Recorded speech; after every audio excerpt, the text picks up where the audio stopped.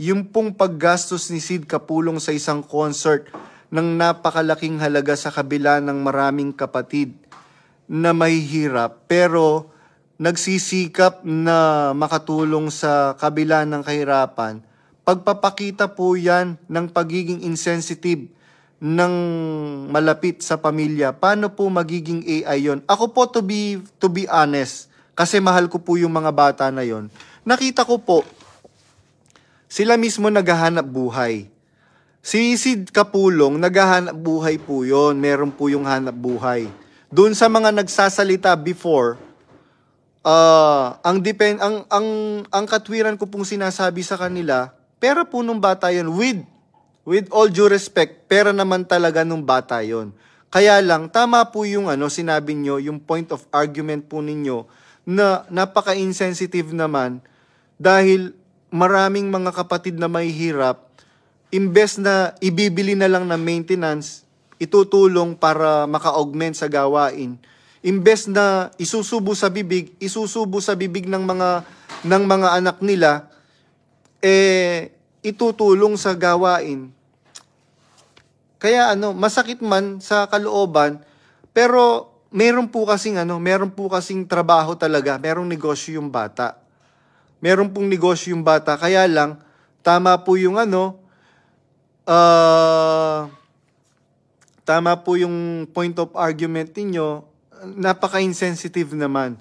Alam niyo po, to be fair, yung pong mga anak ni Brad Don and Sis Lizelle Kapulong, nakita ko po yun eh. Kaya yung mga nagtatanggol-tanggol dyan, kailan lang kayo nakasama ni Brad Don Kapulong at Sis Lizelle Kapulong nung meron na silang pera? Kaya alam ko naman yung loyalty nyo, hindi naman talaga loyalty makadiyos, loyalty pakinabang. Dahil isa ako sa mga nakasama nila. 3 lang kami nun. Si Ate Inday, si Ate Annabel, ay 4 pala kami, si Maymay, Mayra Bata, kasawa ni at saka ako. Tapos, nadagdag si Ate Che. Isa ako dun sa mga original na nakasama ni Brad Don Kapulong at si Lizelle Kapulong nung nagpapasimula sila. Nakita ko yung hirap nila.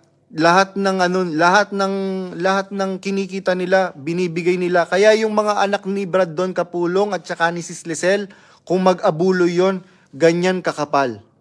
Pag birthday ni Brad Ellie, bibigyan nila ng pera si Brad Ellie na regalo, ganyang kakapal. Nakita ko yon. Kaya, noong nanood si Sid ng concert, natuwa ako. Sabi ko nga sa kanya, chinat ko siya, sabi ko, Sid, natutuwa ako, sabi kong ganyan. Kaya lang sabi ko, merong mga naninira. Sabi niya, alam mo kuya, edited yung marami akong sinabi doon, kaya lang chinap-chap nila yung Kaya lang, tama nga yung yung punto nung kapatid na napaka-insensitive nila.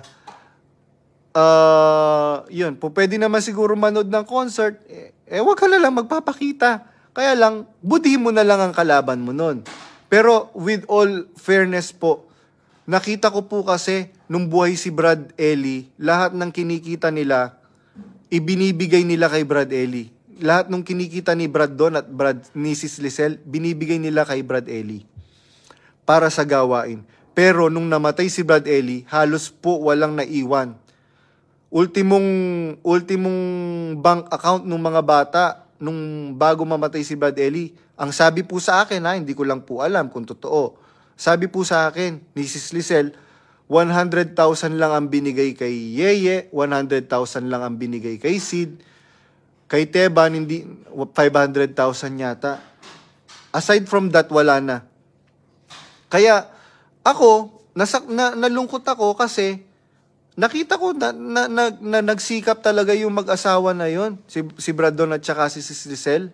Kaya siguro, nung naramdaman nila, napansin nila, itong mga hinayupak na mga KNP na to, wala namang ambag na malaki sa iglesia. Kinukuba yung mga kapatid.